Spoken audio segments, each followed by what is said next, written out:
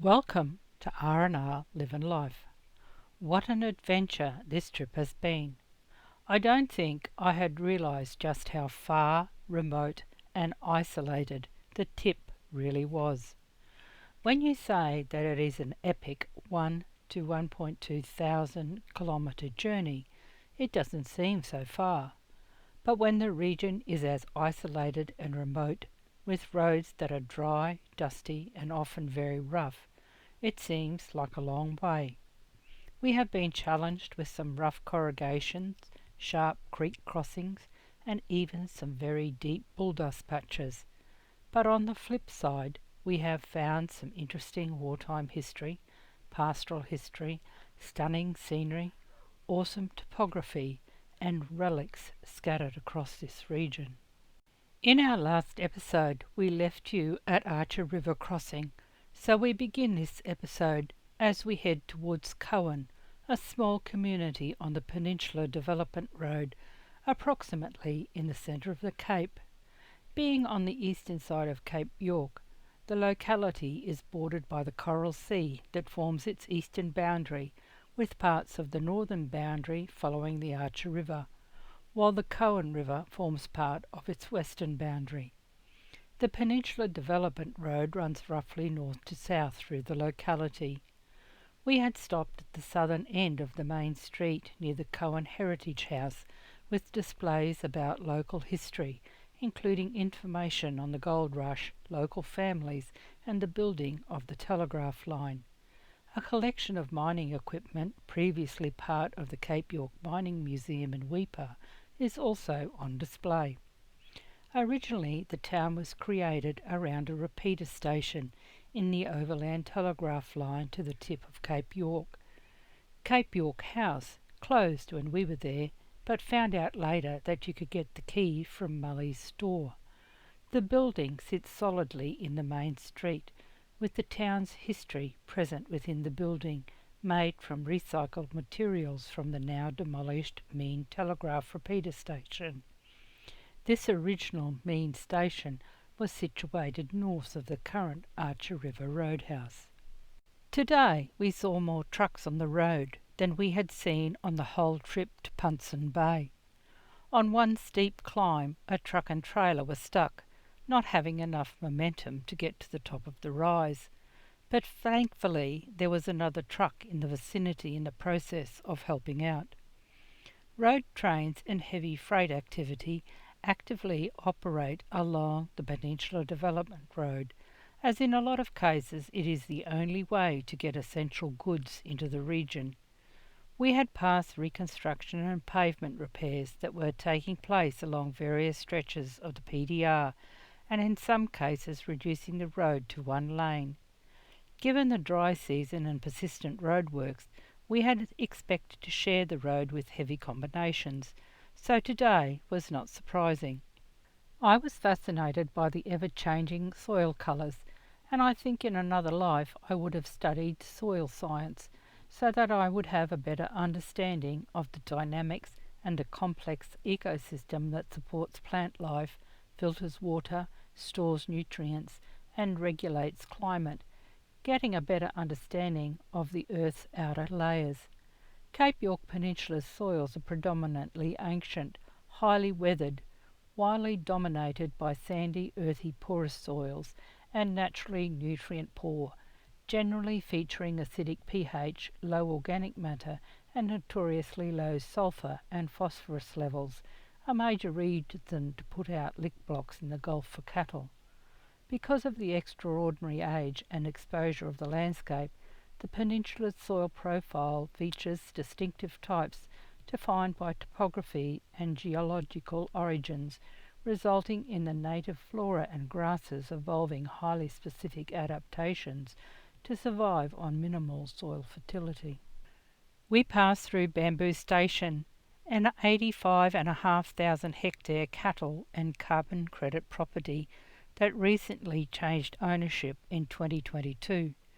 The property is dissected by the Peninsula Development Road and lies at the base of the Great Dividing Range's Bamboo Range, historically a large-scale breeding enterprise on undulating to hilly country timbered with iron bark, ironwood, bloodwood, stringy bark, and yellow box flats covered in natural tropical grasses and legumes. The property is naturally watered by a large number of permanent, mostly spring-fed dams and some seasonal creeks.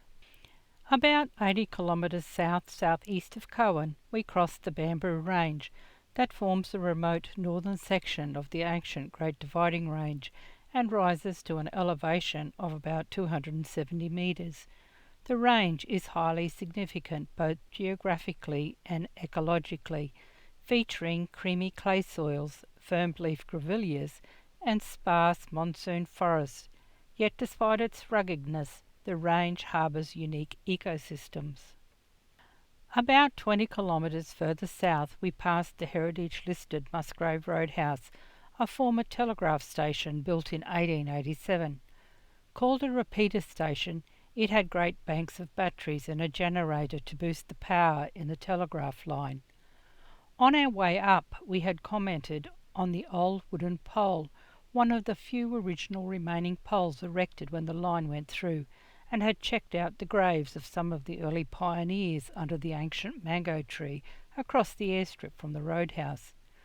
The roadhouse is owned and operated by one of the early pioneer families of the region, the Shepherds, who in the early 1930s purchased Musgrave off the PMG department. Musgrave is about halfway between Cairns and the Tip, so has been a resting place for many travellers, including wagon teamsters and pack horse mailmen, who would spell their weary teams here. Around 1976 the property was divided amongst the family, with a house and a small freehold block being turned into the roadhouse.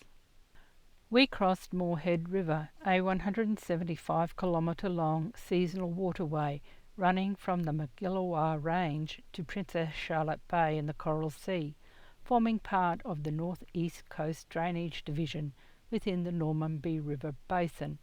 The river supports a tropical monsoonal climate, where it is reduced to pools in its sandy bed during the dry season, but swells into a substantial waterway during wet seasonal floods. It drains a vast catchment of nearly 426,000 hectares, dominated by savanna woodlands and perlestrine wetlands.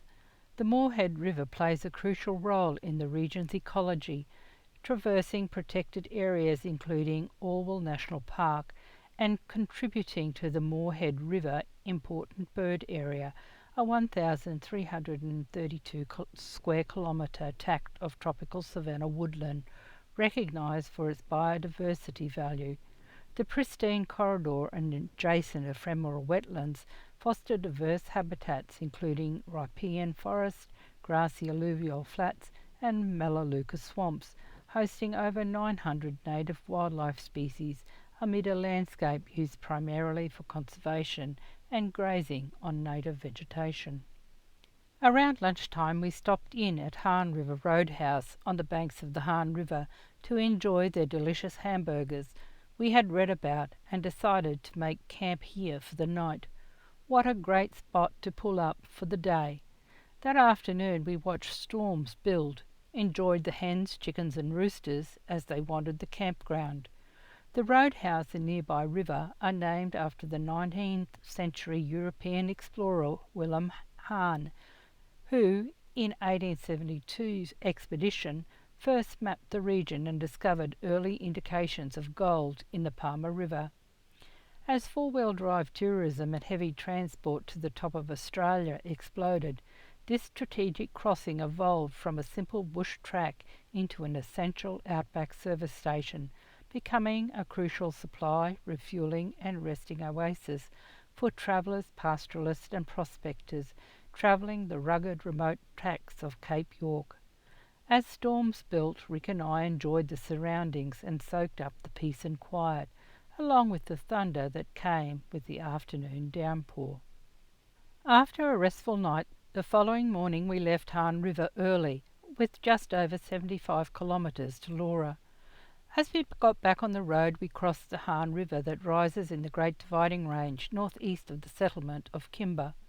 The river flows in a northeasterly direction, joined by four major tributaries, crosses the Peninsula Development Road, and then enters the Lakefield National Park, where it forms a series of braided channels, then reforms to a single channel and discharges into the North Kennedy River, northwest of Lakefield.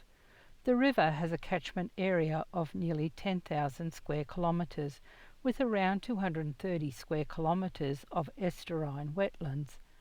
Floodplains along the river are composed of reddish-grey sandy loam.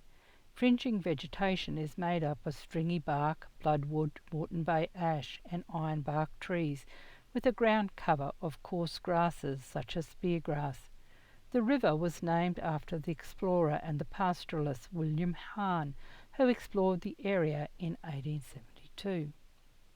Today we seem to be crossing rivers as we cross the Kennedy River, encompassing the North and South Kennedy Rivers, major seasonal watercourses located on the eastern Cape York. The Kennedy River system flows roughly east of the central Cape York spine and is positioned between the inland town of Laura and the coastal flats. We then cross the Little Laura River, a picturesque rocky-bottomed waterway.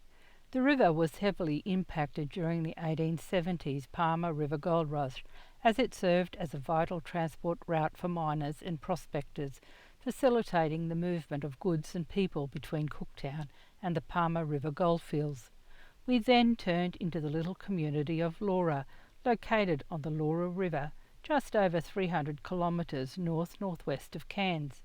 The hilly sandstone bluffs surrounding the town contain one of the world's largest collections of prehistoric rock art galleries on the escarpments, where the local people took shelter during the wet season each year. The ancient rock art sites provide historical evidence that Aboriginal people of the Laura region have lived in this area for many thousands of years, prior to first contact with European explorers in the 19th century. The town of Laura was founded as a staging camp on the road from Cooktown to the Palmer River goldfields, taking its name from the nearby river. Pastoral stations were established in the Laura area in 1874. Aboriginal people resisted the invasion of their lands by the miners and pastoralists. Frontier violence in the Laura region was a frequent occurrence during the 1870s, resulting in hundreds of casualties. The native police maintained an active presence in the Laura region for more than 30 years, with the native police camp at Laura reclassified as a police station around 1910, but continued to employ a small group of Aboriginal police trackers. Work began on a railway from Cooktown to the Palmer River goldfields in 1885, with the line reaching Laura in 1887. During this period, an overland telegraph line was also constructed from Laura, running north to Somerset at the tip of Cape York. In the 1890s, mining activity in the Laura region slowly declined. Around 15 kilometres south of Laura, we stopped in to check out Split Rock, that contains numerous Aboriginal paintings, engravings and hand stencils. Quaken rock art has been located across 230,000 hectares of rugged sandstone plateaus and escarpments southeast of Laura. An honesty box for the $60 self-guided walk to view the Aboriginal art site was in a very sorry state, as it had been burnt and was not very secure, so Rick and I chose not to do the walk, and having read all the information in the shelter, returned to the Troopy and continued on our way. Not far up the road we were amazed to see a white-bellied sea eagle. This majestic raptor, the second largest raptor found in Australia, known for the distinctive V-shaped soaring wing posture, was feasting on a carcass on the road. What an amazing sight to see so far from where they are commonly spotted along the coastlines, estuaries and large waterways of North Queensland. We were around 300 kilometres from Cairns and wondered if it had followed the waterways into the centre of the Gulf. The ever-changing scenery was stunning. I just love looking around the countryside and seeing the difference in the topography, not only the farming practices but the conservation reserves set up to protect so much of the Gulf area. Then to see a sea eagle, what a truly spectacular sight. We hadn't seen much wildlife in our travels. I think that was due to the great season they were having, spreading the native wildlife across the country with so many waterholes with water still in them. We didn't see many cattle as well, but the few we did see were in good condition. The ever-changing scenery in this, the largest wilderness in northern Australia, with its relatively undisturbed eucalypt-wooded savannas, tropical rainforests and other types of habitats, was fascinating. We never knew what we would see around the next corner or over the next rise. Although much of the peninsula remains pristine, with a diverse repertoire of endemic flora and fauna, the land is mostly flat and about half the area is used for grazing cattle, while the remainder is national parks and conservation areas. We arrived in Lakeland, known as the Gateway to Cape York, an agricultural region southwest of Cooktown on the inland route and at the junction of the Mulligan Highway, formerly the Cooktown Development Road, and the Peninsula Development Road. The town was established in the late 1800s to service the needs of those attracted by the gold rush to the Palmer River goldfields to the south, and included a large cattle station called Butcher's Hill, which still exists today, over a fraction of the size. There is a rich, diverse cultural heritage to the area, including Aboriginal peoples, Spanish, Swiss, Tongan, Brazilian, South African, and Australian cultures, with many locals being able to trace their heritage back to the Palmer River goldfield days.